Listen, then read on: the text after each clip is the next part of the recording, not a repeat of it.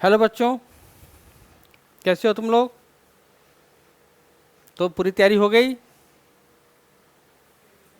Revision भी पूरी हो गई? तो चलो देखो, अभी हमने सोचा कि तुम्हें कुछ ह्यूमन फिजियोलॉजी के कुछ इम्पॉर्टेंट जो पीवाईक्यू है उसे मैं एक आईवॉस करा दूं। जस्ट बहुत ही गो थ्रू जाना है, मतलब आसानी से चले जाना है, इसमें क्वेश्चन को देखते चले जाना है और आंसर को देख लेना है। ठीक है, अब एग्ज़ाम नज़दीक है तो यहाँ पे मैं बहुत ज़्यादा एक्सप्लेन नहीं करूँगा क्योंकि ऑलरेडी तुमने काफ़ी पढ़ लिया है। तो जस्ट मैं तुम्हें इसका आंसर बता दूंगा कि ये हुआ और हल्का सा मैं एक्सप्लेन करूँगा। ठीक है, तो हमने यहाँ पे 4 चैप्टर लिया है ह्यूमन फिजियोलॉजी की। 2 चैप्टर ऑलरेडी हमने करवा दिया है, बॉडी फ्लूइड्स पे और एक्सचेंज ऑफ गैसेस पे हमने ऑलरेडी करवा दिया है। तो तुम्हारी ये ह्यूमन फिजियोलॉजी की यूनिट कंप्लीट हो जाएगी। तो इसी को ध्यान में रखते हुए हमने ये पेपर तैयार किया है PYQ बेस्ड। तो चलो, without wasting any time we should start the session right now. तो ह्यूमन फिजियोलॉजी की तुम्हारी जो यूनिट है इंपॉर्टेंट है, इसमें तुम पर्टिकुलरली डिसऑर्डर को अच्छे से देख लेना क्योंकि डिसऑर्डर से तुम्हारे 2 या 3 क्वेश्चंस रहते ही रहते हैं। ठीक है, तो डिसऑर्डर पे हमने करा दिया है, वीडियो भी डाला है, एक्सप्लेन भी किया है। मैं अपने तरीके से जहाँ तक इसको हो सका एलिब्रेट करके डाला है, हमने डाला है। तो इसको तुम अच्छे से देख लेना सो डैट कि you should not miss any questions from disorder of the human physiology. Okay, तो देखो फर्स्ट क्या यहाँ पे आ रहा है तुम्हारा, select the incorrect statement regarding synapse. Synapse जानते हो तुम लोग क्या होता है? जंक्शन बिटवीन द 2 न्यूरॉन, जहाँ पे एक न्यूरॉन खत्म होता है और दूसरा न्यूरॉन स्टार्ट होता है, इसे क्या बोलते हैं? सिनेप्स। तो मैं यहाँ पे बता दूँ तुम्हें कि सिनेप्स में यहाँ 3 चीज़ आता है, बीच में जो स्पेस होता है इसे बोलते हैं सिनेप्टिक क्लेफ्ट। सिनेप्टिक क्लेफ्ट के ऊपर वाले को बोलते हैं प्री सिनेप्टिक मेम्ब्रेन। देखो मैं शॉर्ट में लिख रहा हूँ, और यहाँ पे जो जगह इसे बोलेंगे post synaptic membrane, post synaptic membrane. तो ये तीनों चीज़ मिलके क्या बनाता है? सिनेप्स बनाता है। तो सिनेप्स का डिफिनेशन समझ गए कि 2 न्यूरॉन के बीच के जंक्शंस को सिनेप्स बोलते हैं। तो यहाँ पे तुम्हें क्या देखना है? इनकरेक्ट। तुम्हें जो नीट की पेपर होगी उसमें भी तुम्हें ध्यान देना है कि क्वेश्चंस में क्या आ रहा है, करेक्ट या इनकरेक्ट। क्वेश्चंस में तुम्हें टाइम देके पढ़नी है, उसमें कोई हड़बड़ी नहीं करनी है। ठीक है, क्योंकि जब तुम क्वेश्चंस ही देखोगे समझोगे तभी तुम्हारा आंसर इस पर डिपेंड करेगा। तो देखो यहाँ पर क्या है, इनकरेक्ट क्या है? The membrane of pre synaptic and the post synaptic neurons are in close proximity in the electrical synapse. सही होता है। सिनेप्स 2 तरह के होते हैं, इलेक्ट्रिकल एंड केमिकल। तो इलेक्ट्रिकल सिनेप्स में दोनों एक दूसरे के आसपास रहता है। हमने बताया इट इज द प्री, और बीच में जो गैप है इसको क्या बोलते हैं? Synaptic cleft. तो synaptic cleft, presynaptic membrane and postsynaptic membrane, ये 3 चीज मिलकर एक सिनेप्स बनता है। तो इलेक्ट्रिकल सिनेप्स में वो नजदीक होता है। सही है। Electric current can flow directly from one neuron into another across the electric synapse. मतलब जस्ट ऐसे समझो कि 2 इलेक्ट्रिक वायर है, दोनों इलेक्ट्रिक वायर में तुम्हारा करंट है। तो जब दोनों नज़दीक रहेगा तो जैसे कांटेक्ट में आएगा तो क्या होगा? वो स्पार्क करेगा। तो उसी तरह से यहाँ पे तुम्हारा ये है, इलेक्ट्रिकल करंट डायरेक्टली फ्लो कर जाएगा एक न्यूरॉन से दूसरे न्यूरॉन में, अगर इलेक्ट्रिक सिनेप्स यहाँ पे बन रहा है तो। केमिकल सिनेप्स यूज न्यूरोट्रांसमीटर, भी सही है कि केमिकल सिनेप्स ये वाला होगा, यहाँ पर आता है तो क्या होता है? सिनेप्टिकल वेहिकल होता है। जैसे यहाँ पे एक्शन पोटेंशियल ट्रैवल करके प्री सिनेप्टिक नॉब में, सिनेप्टिक नॉब में आता है, यहाँ पे सिनेप्टिक नॉब में आता है तो यहाँ पे केमिकल रिलीज हो जाता है, उसे बोलते हैं न्यूरोट्रांसमीटर। तो केमिकल सिनेप्स में न्यूरोट्रांसमीटर का यूज होता है, भी सही है।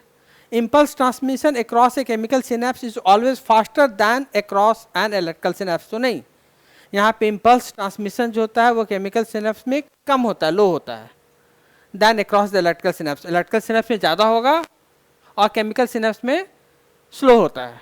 ठीक है, तो इनकरेक्ट कौन सा हो गया? डी। तो फर्स्ट का ऑप्शन क्या तुम्हारा? डी। डी इज इनकरेक्ट, बाकी 3 यहाँ पे करेक्ट है। Okay, got it. Next question पे चलते हैं। फर्स्ट का D. Second, Nissl's body are mainly composed of. Nissl's granules या निसल्स बॉडी बोलते हैं, जो साइटोन में एक ग्रैनुलर स्ट्रक्चर है, वो क्या क्या बना होता है वो पूछ रहा है। Protein, lipid, DNA, RNA, nucleic acid and ACR, and D option is the free ribosome and the RER. तो ये फ्री राइबोसोम एंड RER का बना होता है। ये सैटॉन में और डेंड्राइट्स में पाया जाता है, एक्सॉन में नहीं होता है। ठीक है, और चूंकि जानते हो तुम राइबोसोम RER का काम क्या है, प्रोटीन सिंथेसिस करना। तो ये प्रोटीन बनाता है किसके लिए, न्यूरॉन के लिए प्रोटीन बनाता है, फॉर न्यूरॉन, निसल्स बॉडी या निसल्स ग्रैन्यूल्स। ओके, तो 2 का D is the correct option. 3, which part of the brain is responsible for thermoregulation, मतलब हमारे बॉडी का टेम्परेचर को रेगुलेट करने वाला स्ट्रक्चर का नाम क्या है, कौन सा स्ट्रक्चर है। ठीक है, तो कौन सा हो गया बताओ बच्चों, बहुत कॉमन है ये, जिसको हम लोग थर्मोस्टेट ऑफ द बॉडी भी बोलते हैं। तो ये हो जाएगा तुम्हारा ऑप्शन यहाँ पर हो जाएगा हाइपोथैलेमस, हाइपोथैलेमस।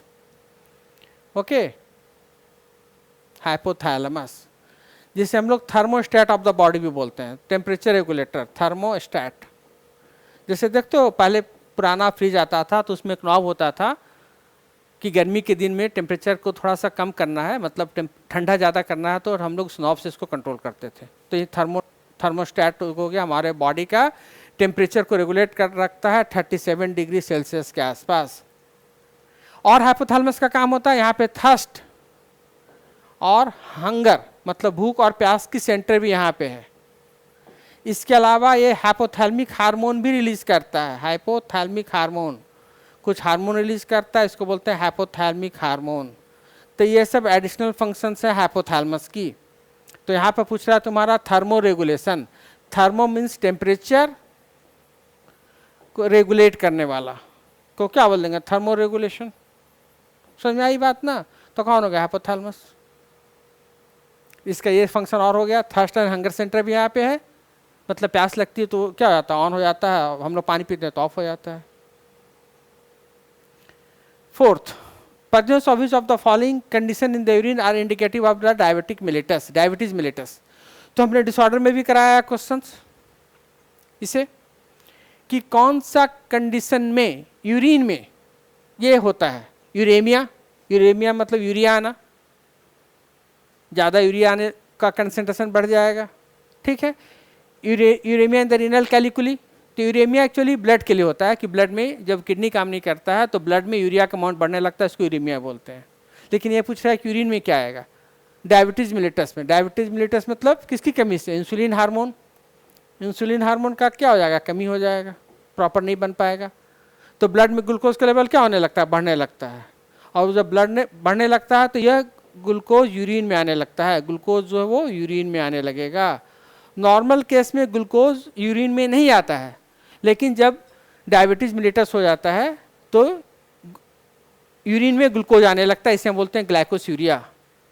इसका भी एक लेवल है जिसको हम लोग बोलते हैं थ्रेशोल्ड वैल्यू, कि ब्लड में कितना ग्लूकोज का लेवल होगा तो वो यूरिन में आएगा। मान लो सपोज करो कि हम लोग पीपी मतलब आफ्टर मील हमारा ब्लड का शुगर होना चाहिए 140 मिलीग्राम पर डेसीलीटर। ठीक है, तो इतना नहीं आएगा, 150 होगा तो भी नहीं आएगा, 160 होगा तो भी नहीं आएगा, 170 होगा तो भी नहीं आएगा, 180 या इसके ऊपर आएगा तो वो ग्लूकोज जो वो यूरिन में आने लगेगा, मतलब थोड़ा सा ब्लड शुगर ज़्यादा बढ़ रहा है तो यूरिन में आने लगेगा। इसे हम बोलते हैं ग्लाइकोस्यूरिया। तो यूरिया का मतलब हो गया यहाँ पे यूरिन, एंड ग्लाइको का मतलब हो गया ग्लूकोज। तो नॉर्मल केस में हेल्दी इंडिविजुअल्स में there is no glucose in the urine, but in case of diabetic patient urine में ग्लूकोज आने लगेगा जब ब्लड में शुगर का लेवल बढ़ने लगेगा, तो इसको बोलते हैं थ्रेशोल्ड वैल्यू। तो थ्रेशोल्ड वैल्यू क्या हो गया, 180 मिलीग्राम पर डेसीलीटर। और साथ साथ अगर डायबिटीज कंट्रोल नहीं है तो एक हार्मफुल बॉडी भी बनता है, इसको बोलते हैं कीटोन बॉडीज, वो भी यूरिन में आने लगेगा, इसको बोलते हैं कीटोन बॉडी का अपीयरेंस होना यूरिन में बोलते हैं कीटोन्यूरिया। तो 4th का कौन सा हो जाएगा, correct option is the C. Okay, 5th, select the correct statement. Glucocorticoids stimulate gluconeogenesis. First option. Glucagon is associated with the hypoglycemia. Insulin acts on the pancreatic cell and the adipocytes, and insulin is associated with hyperglycemia. तो देखो तुम्हारा इतना statement है, तुम लोग अगर hormone अच्छे से पढ़े होगे तो एड्रिनल ग्लैंड का जानते हो। एड्रिनल ग्लैंड में पहला ही ऑप्शन तुम्हें दिख रहा है कि एड्रिनल ग्लैंड में जो कॉर्टेक्स होता है, तो कॉर्टेक्स का आउटर मोस्ट लेयर क्या सीक्रेट करता है तुम्हारे यहाँ पे, ग्लूकोकॉर्टिकॉइड सीक्रेट करता है। ठीक है, ग्लूकोकॉर्टिकॉइड सिक्रेट करता है।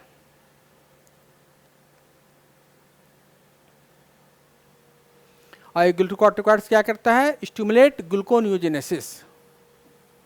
साथ साथ ये लाइपोलाइसिस और प्रोटियोलाइसिस भी करता है, मतलब प्रोटीन को भी ब्रेक डाउन करता है। प्रोटियोलाइसिस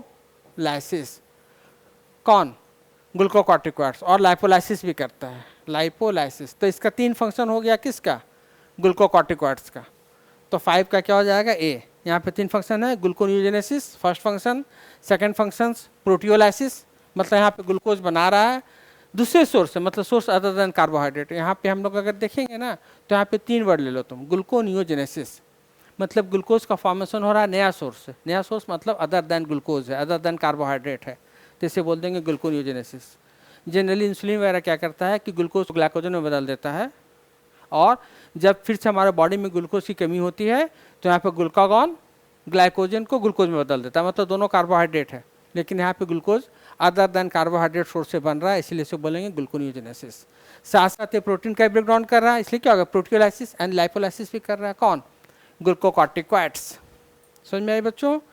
कौन सा? ग्लूकोकॉर्टिकॉइड्स। नेक्स्ट,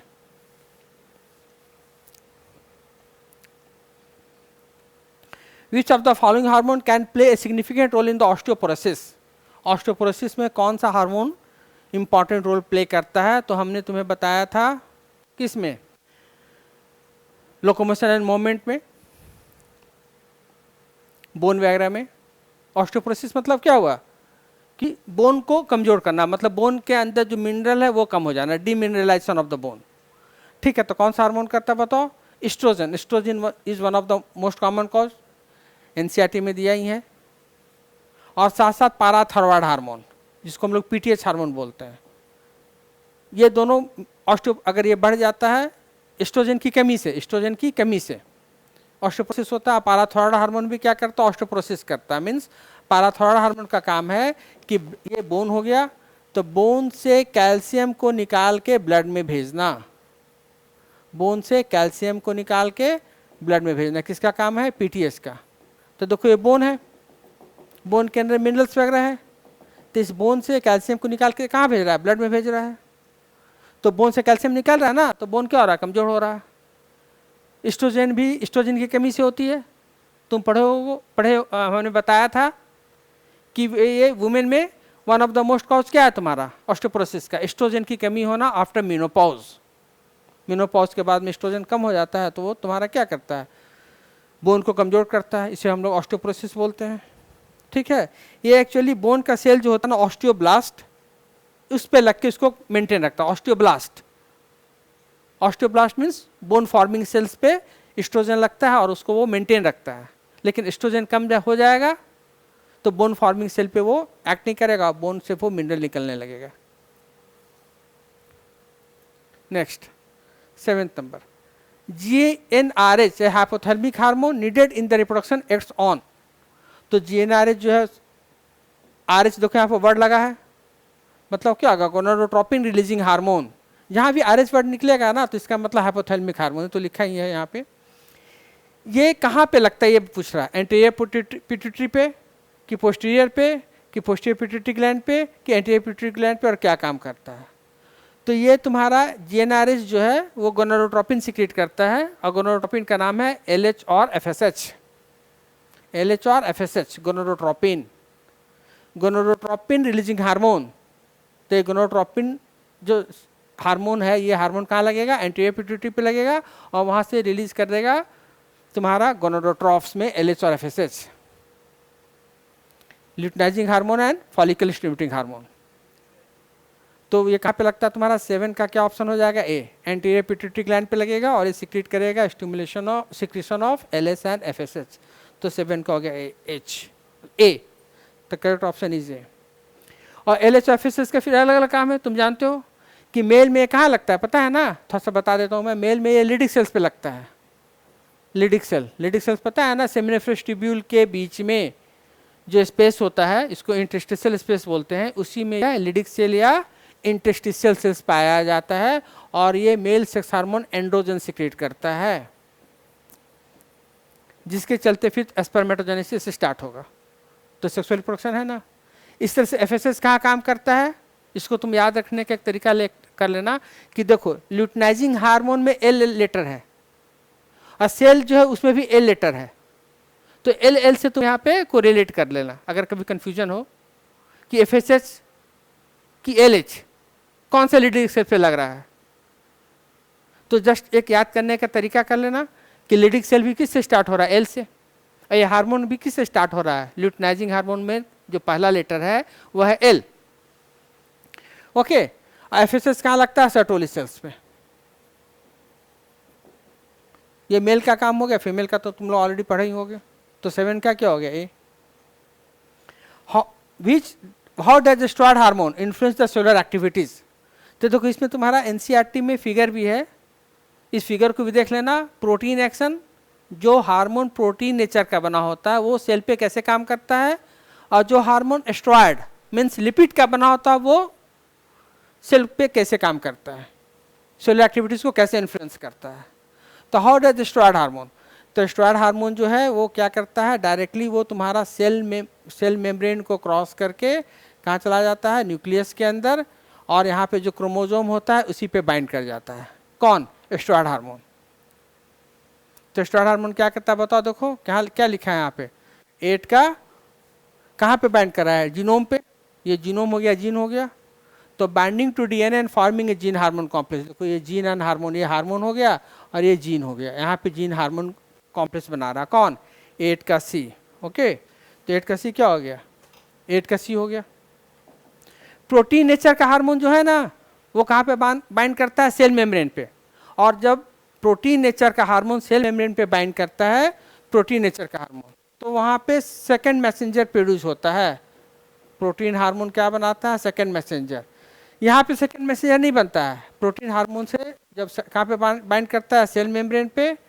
तो जब प्रोटीन हार्मोन सेल मेम्ब्रेन पे बाइंड करेगा तो सेल के साइटोप्लाज्म में एक तुम्हारा सेकंड मैसेंजर बनता है, इसमें होता है cyclic AMP and calcium ion IP3। ये सब तुम्हारा सेकंड मैसेंजर है, सेकंड मैसेंजर। ये भी इंपॉर्टेंट याद रखना कि सेकंड मैसेंजर कौन से हार्मोन के एक्शन से बनता है। तो सेकंड मैसेंजर प्रोटीनियस हार्मोन, जो हार्मोन प्रोटीन नेचर का रहता है वह सेल मेम्ब्रेन पे बाइंड करता है।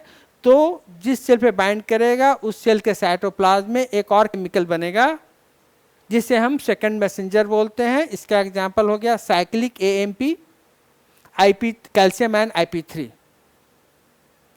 ठीक है, कुछ एक्स्ट्रा मैंने बता दिया। Second messenger steroid hormone means fat में नहीं बनेगा, लिपिड वाले हार्मोन में नहीं बनेगा। लिपिड नेचर के हार्मोन में सेकंड मैसेंजर नहीं बनेगा, डायरेक्टली ये डीएनए पे बाइंड करता है, इसको एक्टिवेट करता है। Nitrogenous waste is excreted in the form of pellet of paste.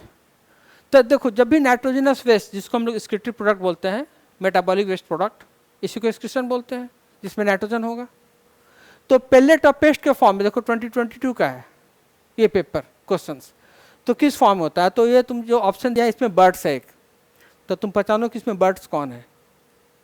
तो बर्ड्स हो गया तुम्हारा पैभो जो हो गया पिकॉक है, ये एक बर्ड है। तो बर्ड्स में जो नाइट्रोजनस वेस्ट है वो पेलेट ऑफ पेस्ट के फॉर्म में निकलता है, जो होता है uric acid.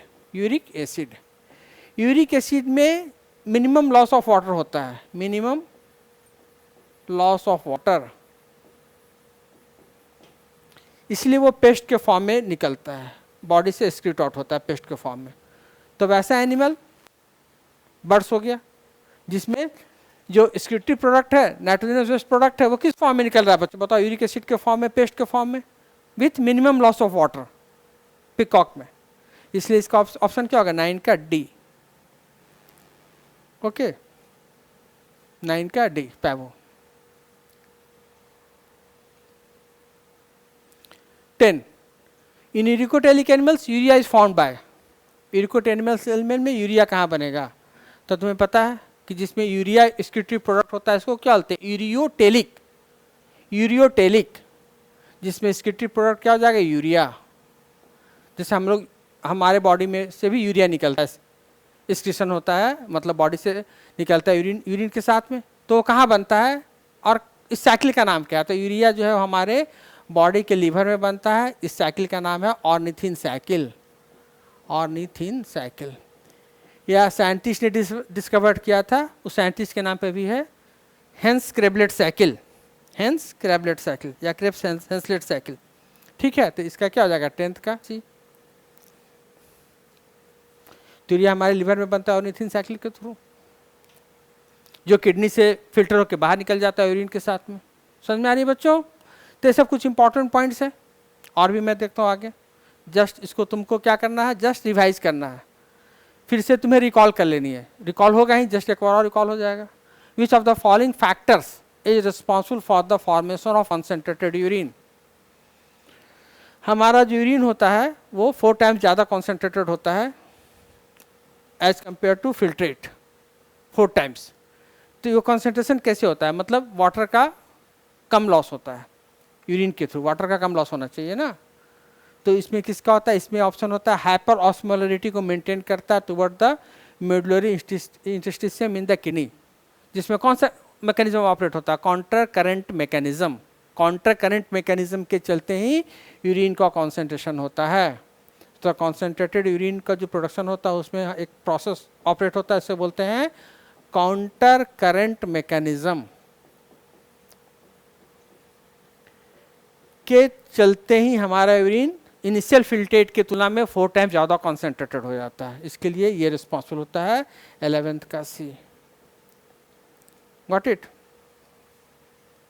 12th, concentration of the urine depends upon which organ. अब यहाँ पर ऑर्गन नहीं है, यहाँ पर स्ट्रक्चर है, लेकिन जो कि नीट में आया है इसलिए मैं सेम उतार दिया है यहाँ पे। तो किसके चलते कंसेंट्रेशन ऑफ यूरिन? नेफ्रॉन का किस पार्ट के चलते? बेटर वे में से बोलो कि नेफ्रॉन के किस पार्ट के चलते यूरिन का कंसेंट्रेशन डिपेंड करेगा। तो यहाँ पर किसका है? तुम्हारा length of loop of Henle. ये यूरिन के कंसेंट्रेशन को डिसाइड करता है वाटर को ऑब्जॉर्व करके। ठीक है, इसीलिए जो डेजर्ट एनिमल्स होते हैं ना, उसमें लूप ऑफ हेनले जो होता है वो लंबा होता है ऐसे। ये इसमें डिसेंडिंग होता है और असेंडिंग लूप ऑफ हेनले होता है। यहाँ पे वोमेंस कैप्सूल बनता है, वोमेंस कैप्सूल से पीसीटी डीसीटी हो जाता है, और यहाँ पे लूप ऑफ हेनले होता है, डिसेंडिंग फिर असेंडिंग हो जाता है, फिर यहाँ पे डीसीटी हो जाता है और ये जाके कलेक्टिंग डक्ट में खुल जाता है। यहाँ पे एफरेंट आर्ट्रियोल आता है, यहाँ पे ग्लोमेरुलस बनता है, यहाँ पे एफरेंट आर्ट्रियोल निकलता है। Efferent arteriole, efferent arteriole in करता है, यहाँ पे ग्लोमेरुलस बनता है, tuft of capillaries Bowman's capsule के अंदर, और यहाँ से एफरेंट आर्ट्रियोल निकलता है जो यहाँ पे चारों तरफ में इसको कॉइल होकर पेरीट्यूबुलर कैपिलरीज बना देता है। ठीक है, तो लेंथ ऑफ हेनले लूप के चलते ही तुम्हारा यहाँ पे यूरिन का कॉन्सेंट्रेशन डिपेंड करता है। तो 12th का क्या हो गया? बी।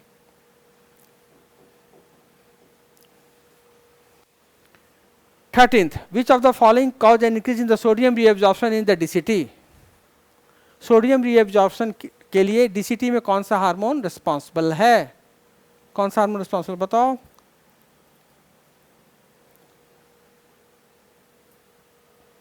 मिनरलोकॉर्टिकॉइड्स।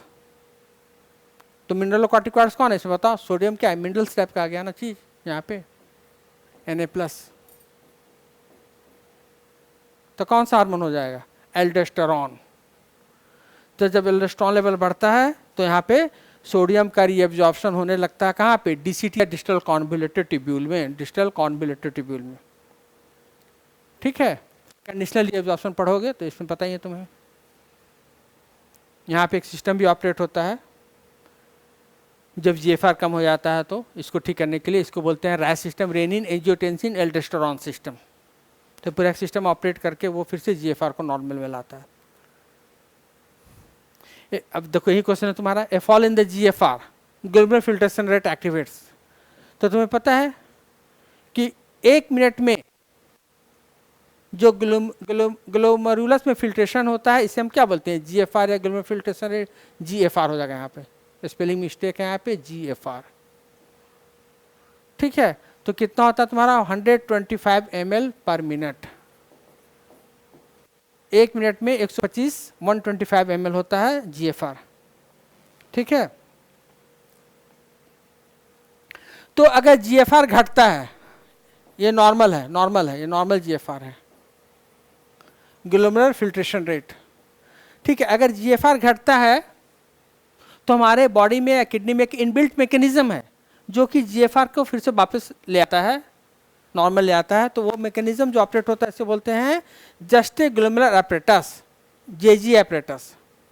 जेजी एपरेटस ये एक इनबिल्ट मैकेनिज्म है जो कि जीएफआर को घटने पर उसको नॉर्मल करता है। तो इसी में जेजी एक सेल होता है, एक सेल होता है, इसका नाम है जेजी सेल। वो जेजी सेल कौन से क्या सिक्रेट करता है? रेनिन। रेनिन सिक्रेट करता है, और रेनिन क्या करता है? फिर से जीएफआर को वापस ले आएगा नॉर्मल कंडीशन में एक सिस्टम के थ्रू, जिसे बोलेंगे रेनिन एंजियोटेंसिन एल्डोस्टेरॉन सिस्टम, या शॉर्ट में बोल देते हैं रैस सिस्टम। ठीक है, तो fall in the glomerular filtration rate activates, किसको एक्टिवेट्स करा? देखो बताओ, पता चल गया ना? किसको? जेजी सेल को। जेजी सेल यही हो गया हमारा जस्ट ग्लोमेरुलर सेल्स, शॉर्ट में हमने बोल दिया J G cells. J means juxta and G मतलब ग्लोमेरुलर सेल्स। तो जस्टा ग्लोमेरुलर एपरेटस है, वहां पे 3 सेल होता है, इसमें एक सेल है जेजी सेल। तो जेजी सेल क्या रिलीज करता है? रेनिन, और वो रेनिन फिर से वापस जीएफआर को नॉर्मल कर देगा। तो 14 का क्या हो जाएगा? Option A. 14 का option A. Okay. 15th, match the items given in the column with those in column 2, 1 और 2 को मैच करना है और इसको फिर पहचानना कि कैरेट क्या है। ठीक है, तो देखो यहाँ पे सबसे पहले अल्ट्रा फिल्ट्रेशन। तो फिल्ट्रेशन अंडर द प्रेशर जो यूरिन फॉर्मेशन का पहला स्टेप है। बताइए तुमको कि यूरिन फॉर्मेशन में तीन स्टेप इन्वॉल्व होता है। पहला क्या हो गया? Ultra filtration. दूसरा tubular reabsorption, tubular reabsorption, and third secretion. ये 3 स्टेप में यूरिन का फॉर्मेशन कंप्लीट होता है। बच्चों पता है तुम्हें? यूरिन फॉर्मेशन में 3 स्टेप इन्वॉल्व होता है। तो अल्ट्रा फिल्ट्रेशन मतलब क्या समझते हैं? अल्ट्रा फिल्ट्रेशन मतलब फिल्ट्रेशन अंडर द प्रेशर, क्योंकि जो एफरेंट आर्ट्रियोल इन करता है वोमेंस कैप्सूल के अंदर, ये मान लो एफरेंट आर्ट्रियोल है, ये वोमेंस कैप्सूल के अंदर इन किया तो ये डिवाइड किया, तो डिवाइड किया तो क्या हो गया? कैपिलरीज बनाया। तो देखो यहाँ पे जब कैपिलरीज बना तो इसका डायमीटर कम गया, यहाँ पे डायमीटर ज़्यादा है, तो यहाँ पे प्रेशर से फिल्ट्रेशन होगा, इसे बोलेंगे अल्ट्रा फिल्ट्रेशन। तो अल्ट्रा फिल्ट्रेशन कहाँ हो रहा है तुम्हारा? वोमेंस कैप्सूल और जो ग्लोमेरुलस बनता है उस स्ट्रक्चर का क्या बोलते हैं? मार्फिन कॉर्पसल्स भी बोलते हैं। तो फर्स्ट का क्या हो गया? ए का हो गया तुम्हारा 4। कंसेंट्रेशन ऑफ यूरिन हमने जस्ट देखा कि यूरिन कंसेंट्रेशन के लिए हेनलेज लूप या लूप ऑफ हेनले रिस्पॉन्सिबल है। तो बी का क्या? बी का हो जाएगा 1। तो देखो मिल रहा है यहाँ पे। तो और आगे देख लो, transport of urine. Transport of urine कौन करता है? यूरेटर। तो ए का 2, एंड स्टोरेज ऑफ यूरिन कौन करता है? Urinary bladder. तो सी का 3। अब तो मैच कर लो, ए का 4 यहाँ भी है, बी का 1 यहाँ है, सी का 2 यहाँ है, और डी का यहाँ डी हो जाएगा ना, डी। हाँ हाँ, D storage of the urine, ये हो जाएगी बात। और यहाँ पे ए बी था, यहाँ पे सी हो जाएगा ट्रांसपोर्ट ऑफ यूरिन यूरेटर। सी का 2 और डी का यहाँ पे क्या हो जाएगा? 3 स्टोरेज ऑफ यूरिन। डी का क्या हो जाएगा? 3 यूरिनरी ब्लैडर। तो हुआ यहाँ पे 4, 1, 2 एंड 3। तो कौन सा ऑप्शन हो गया? 15th का B. Okay, now come to the next question number 16। Use of artificial kidney during hemolysis में रिजल्ट इन। पहला, A nitrogenous waste buildup in the body. तो आर्टिफिशियल किडनी यूज कर रहे हैं तो नाइट्रोजनस वेस्ट बॉडी में नहीं रहेगा, तो बाहर निकल नहीं रहा है। आर्टिफिशियल किडनी का काम कर रहा है ना dialysis. None elimination of excess potassium ions, reduce absorption of calcium ion from the gastrointestinal tract and reduce RBC production। तो देखो तुमने पढ़ा होगा एक प्रोटीन जो है इसका नाम है इथ्रोपोइटीन। तो इथ्रोपोइटीन कौन बनाता है? किडनी बनाता है। तो जब किडनी डैमेज हो जाएगा तो इरिथ्रोपोइटीन नहीं बनेगा। इरिथ्रोपोइटीन रिस्पॉन्सिबल है किसके लिए? एक प्रोटीन है जो आरबीसी के फॉर्मेशन में हेल्प करता है, जिसे क्या बोलते हैं, इरिथ्रोपोइसिस।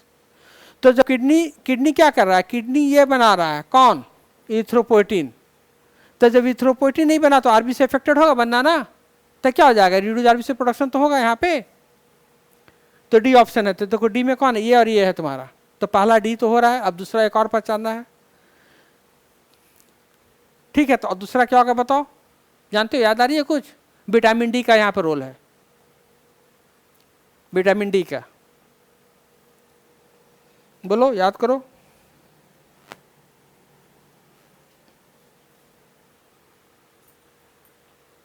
विटामिन डी का एक्टिव फॉर्म जो होता है ना, वो लास्टली किडनी में बनता है।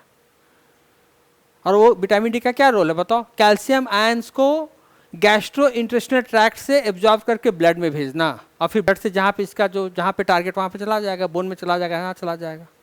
तो गैस्ट्रो इंटेस्टिनल ट्रैक्ट से कैल्शियम का एब्जॉर्प्शन करने में किसका रोल है, विटामिन D3 का, कैल्सिट्रॉल। और वो कैल्सिट्रॉल फाइनली बनता है कहाँ पे, किडनी में, इसका प्रोसेसिंग होता है।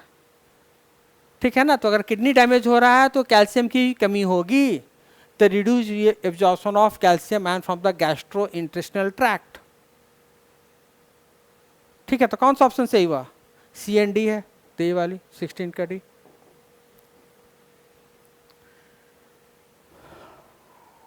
Okay, got it? Next. Calcium is important in the skeletal muscles contraction because it binds to the troponin to remove the masking of active site on actin for the myosin. B. Activate the myosin ATPase by binding to it. Second, detach the myosin head from the actin filament. And D. Prevent the formation of bonds between the myosin crossbridge and the actin. तो तुम्हें पता है कि troponin एक mask की तरह होता है, उसको कैल्शियम आयन हटाता है। जैसे मान लो ऐसे है, इस पर एक मास्क लगा हुआ है, ठीक है, तो इसको कैल्शियम आयन हटाता है और वहीं पे मायोसिन का हेड फिक्स होता है और मसल्स को वो क्या करता है, कॉन्ट्रैक्शन में मदद करता है।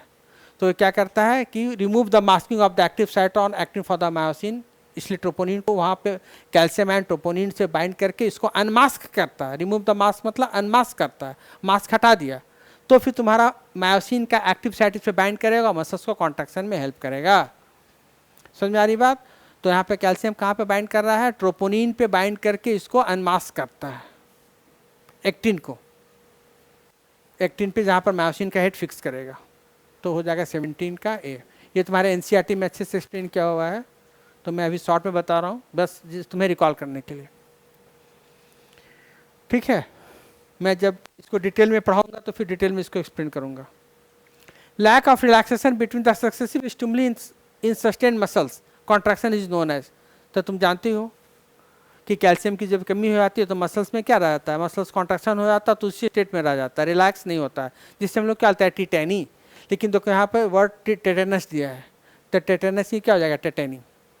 तो कैल्शियम आयन की कमी के चलते मसल्स में वाइल्ड स्पाज्म होता है या कॉन्ट्रैक्शन स्टेट में रह जाता है, जिसे हम लोग बोल सकते हैं मसल्स में एठन भी है, मसल्स जल्दी रिलैक्स नहीं कर रहा है, तो इसको बोलेंगे टेटेनी भी। तो कौन सा हो जाएगा, 18 का ये।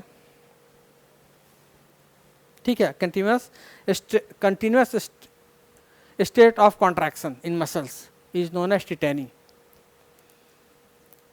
Got it. 19th देखो, अब मैं यहाँ पे 19th पे आ रहा हूँ मैं।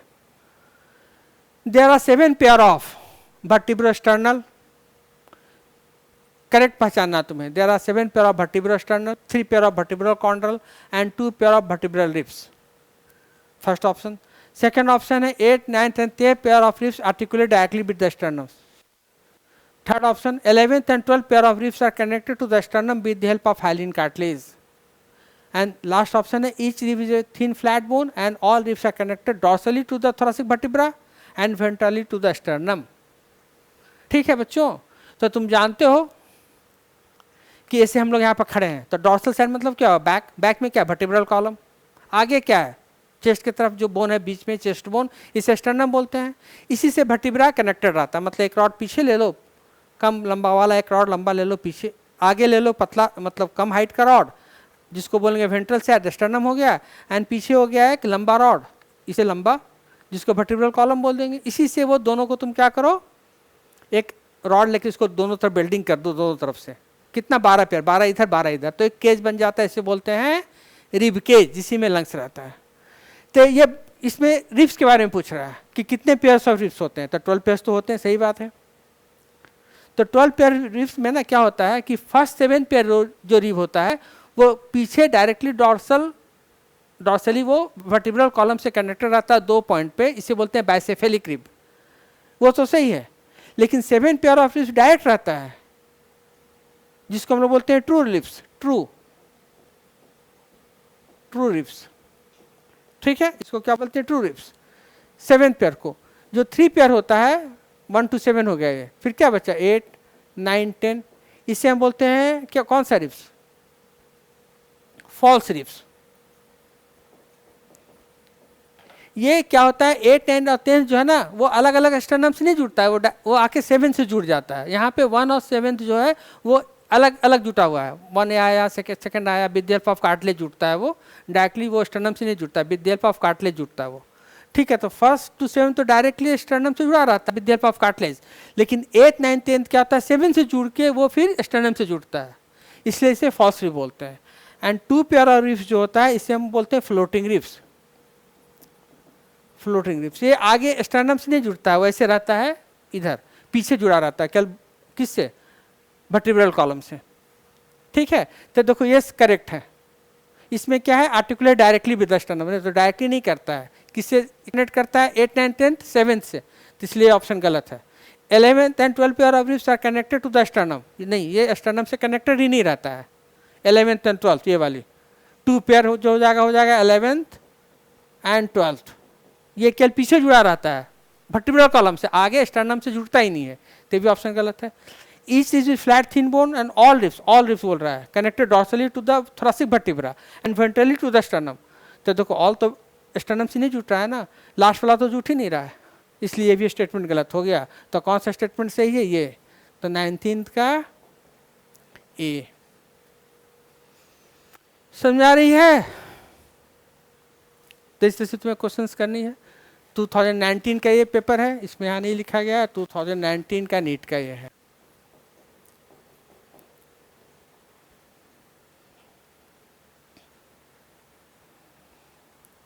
Okay next, which of the following joints would allow the no movement, कोई मूवमेंट नहीं करेगा, ज्वाइंट्स क्या करता है, मूवमेंट करता है ना। तो मूवमेंट के अनुसार से ज्वाइंट्स को हम लोग 3 ग्रुप में डिवाइड करते हैं, एक में नो मूवमेंट, एक में स्लाइट मूवमेंट, एक में कंसिडरेबल मूवमेंट, ठीक है। तो यहाँ पे नो मूवमेंट के बारे में पूछ रहा है कि कुछ मूवमेंट नहीं होगा, तो कहाँ पे होता है बताओ, ये हमारे स्कल बोन में होता है, स्कल का जो बोन होता है ना, क्रेनियम जो बनाता है, फ्रंटल लोब, पैराइटल लोब, तो ये सब जो बोन्स हो गया, मान लो ये बोन हो गया, ये बोन हो गया, स्कल का बोन, तो उसके बीच में फाइब्रस टिश्यू अटैच किया जाता है। क्या अटैच किया जाता है, फाइब्रस टिश्यू, ये वाले इस तरह का फाइब्रस टिश्यू से कनेक्टेड रहता है। तो स्कल के बोन के बीच में जो फाइब्रस टिश्यू का रहता है, उसके चलते स्कल का बोन में किसी भी तरह का मूवमेंट नहीं होता है, this is the fibrous tissue. तो फाइब्रस टिश्यू की मदद से वो कनेक्टेड रहता है, जिसलिए क्या बोलते हैं इसको, इमूवेबल जॉइंट्स भी।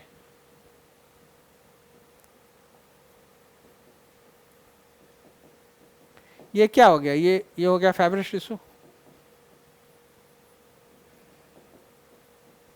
ये क्या हो गया स्कल बोन,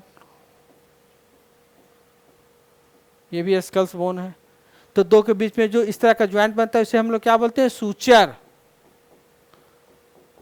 सूचर, ये भी सूचर भी एक इंपॉर्टेंट वर्ड है, याद रखना कि सूचर कहाँ पाया जाता है। तो स्कल के फ्लैट बोन के बीच में जो फाइब्रस टिश्यू का कनेक्शन है, जिसके चलते बोन में मूवमेंट नहीं होगा, नो मूवमेंट एट ऑल, इसे बोलते हैं सूचर्स।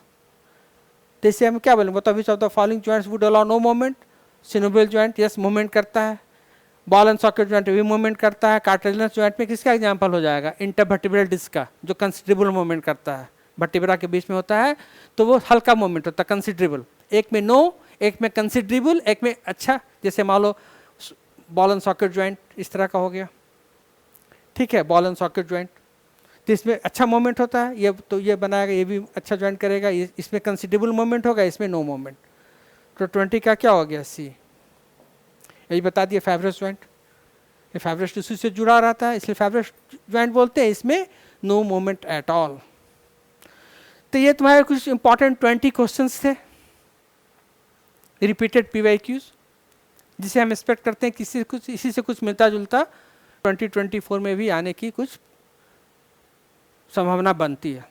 जस्ट इसको रिवाइज करो। ठीक है, हमने बता दिया था, हल्का सा डिटेल में गया, ज़्यादा नहीं डिटेलिंग किया, क्योंकि अभी तुम्हारे पास ऑलरेडी बहुत सारे चीज़ को जस्ट आई वॉश करना, तुम्हें रिवाइज करना है। तो in keeping from this point of view I have explain in A short quick revision. तो इसे अच्छे से रिवाइज करो, जरूर कुछ ना कुछ फ़ायदा होगा। Okay, go through the video attentively and you should get some benefit from it, I hope so. So all the best from my side, तुम्हारे लिए बहुत बहुत शुभकामनाएं, और एग्ज़ाम अच्छे से दो, रिलैक्स होके, मैं बार बार बोल रहा हूँ रिलैक्स होके दो एग्ज़ाम। स्टेटमेंट को अच्छे से पढ़ना है, जो क्वेश्चंस नहीं आता है इसको थोड़ा एलिमिनेट बेसिस पे भी सॉल्व करना है। कुछ ट्रिक है कि मान लो किसी क्वेश्चन में तुम अटक रहे हो तो इसको एलिमिनेट करो कि ये ऑप्शन नहीं होगा, ये ऑप्शन नहीं होगा, तो करेक्ट ऑप्शन पे पहुंच जाओगे। पहला तुम्हारा जो ऑप्शन तुम्हें दिमाग में फ्लैश करता है क्वेश्चंस को देख के इसको अटेम्प्ट करो। ठीक है, तो जरूर तुम्हारा पेपर अच्छा होगा। तो इसी शुभकामना के साथ एंड ऑल द बेस्ट के साथ चलो मैं फिर आऊँगा, तब तक के लिए तुम जाके अच्छे से तैयारी करो। Till then okay.